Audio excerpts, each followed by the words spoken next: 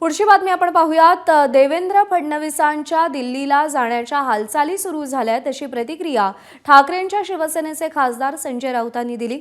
देवेंद्र फडणवीसांची दिल्लीला जाण्यासाठी आवराआवर सुरू आहे। सगळ्या गोष्टींचा निपटारा करून फडणवीस दिल्लीला रवाना होतील असा दावा राऊतांनी केलाय।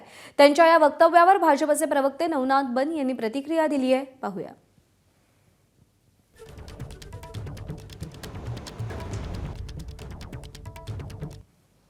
मला असं वाटतंय की देवेंद्र फडणवीस आवराआवर करतायत।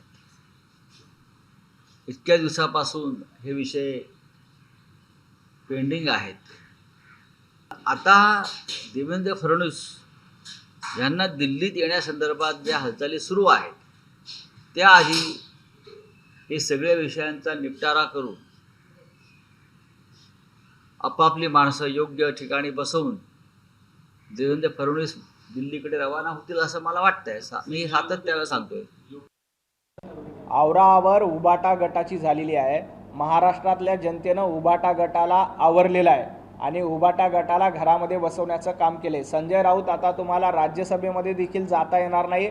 तुमचं दुकान आवरायला सुरुवात करा। 2028ला जेव्हा तुमची मुदत संपेल तेव्हा दिल्लीतला गाशा गुंडाळून संजय राऊतांना या महाराष्ट्रामध्ये यावं लागेल।